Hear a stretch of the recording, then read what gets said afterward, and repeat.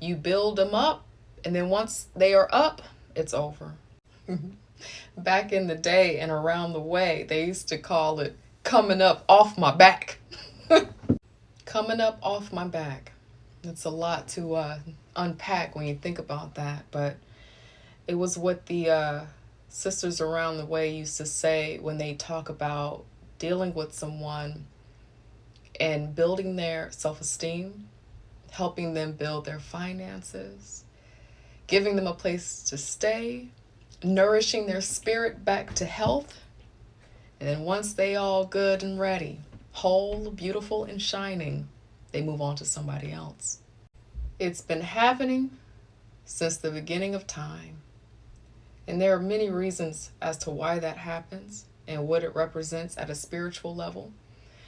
But I'm just going to tell you that if you've had a history of experiencing that, it is because you are a healer. It is because deep down inside of you, naturally, without even trying, you are a healer. You have this ability to really breathe life into people. You breathe life into people through your words, through your intentions, through your ambition. You have dream, you have hope, so you know how to breathe that into other people. And so naturally, who you are in the world, you are attracting people who are looking for that light, and you have it. Just like moths to a flame, they are attracted to your light. Everyone is attracted to the light. And when you are a person of light, you attract all kinds of beings.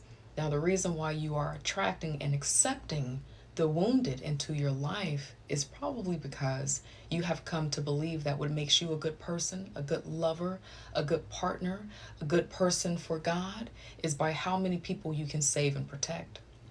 Now, we can't get it twisted. You definitely are a healer. You definitely are an alchemist. You could take nothing and make it into something, and you've done that for many people.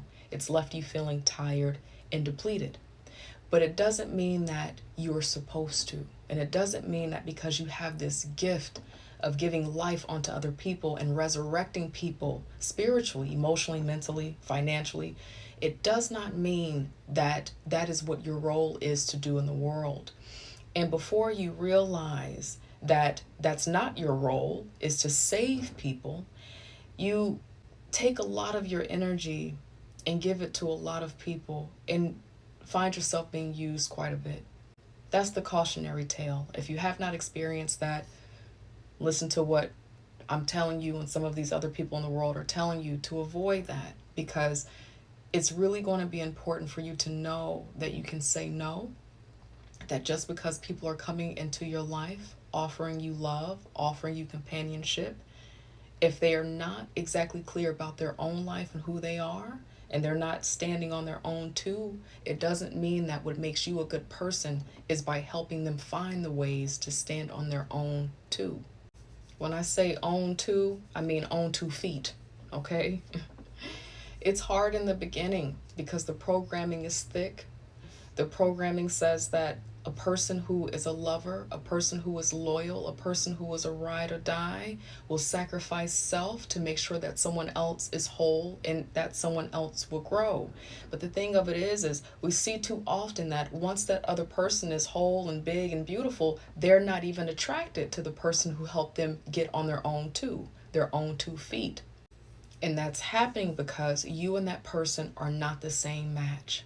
So healers in the world, when you want love and you're ready for love, I want to invite you to believe that you can have the best option available. You don't have to heal someone, grow someone just to have love. You don't have to build a person. Someone does not have to be your experiment or your project. You can absolutely enter into love with someone who's stable, someone who knows who they are, someone who knows where they're going, and somebody who can actually help you and offer you something. You have to realize that when it comes to love and companionship and partnership, it really works a lot better when both people are clear about what they have and both people are clear about what they can provide. Now, in 2025, circumstances are very interesting. Our economy is very interesting. So, it's not always so cookie cutter and cut and dry. I understand that. The point that I want to make is that it's okay to do a mindset shift, a paradigm shift in your own thinking to allow yourself to accept the best available options for you. If someone is coming to your life offering you love, but they don't have all of their stuff together. Maybe they're still staying with folks. Maybe they're not exactly mobile. They don't have a car. They're still working on getting a car. They're still working on getting a phone. They're still working on building their life. It's okay to say, not right now. How about we both get stable first, build ourselves up to a place where we have a foundation? Let's take our resources and see how we can come together. You are not a bad person. You are not a gold digger. You are not a prude. You are not stuck up or any of these other titles and labels that people who want to use you will put on you to manipulate you. You are none of those things when you say no to a potential lover that does not have their business together first. The relationships that take place where there is a partner who does not have all of their affairs in order, and then there is a partner who is stable, trying to help the other person get their affairs in order. The reason why those don't work out oftentimes, okay? There are exceptions to every rule. But the reason why those connections often suffer once the other person comes up is because the person begins to realize that who they really want after becoming this new person that you've helped them become is not you. That's a normal thing in life. We change as our goals develop. We change as our dreams come true. We change as we acquire more money, more resources, new connections, new friendships. We are supposed to change and grow. So you're helping this person figure out who they are, climb the ladder of success.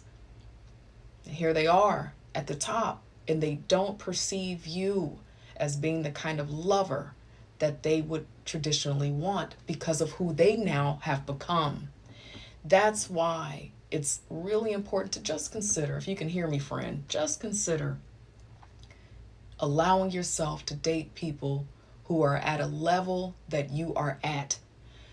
Don't invest your time trying to help someone become successful, to help someone earn their money. I know that we've been taught in our programming that that is a noble thing to do. That makes you a great partner. That makes you really attractive to people by how much you can be a ride or die and help your woman, help your man, help your person. I understand, especially if you're a part of my community and culture. That's a real thing. But let me tell you something. Something happens with people as they grow and change and come into success and resources.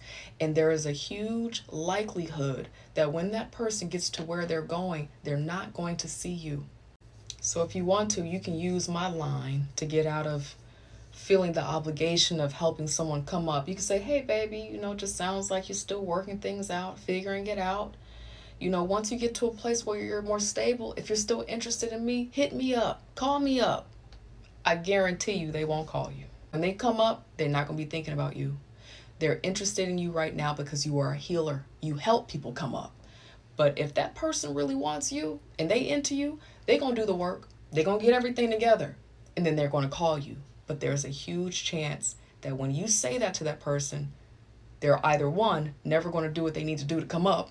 They're going to stay where they are because they don't have the tenacity to build their lives for themselves. They're looking for somebody to rescue them.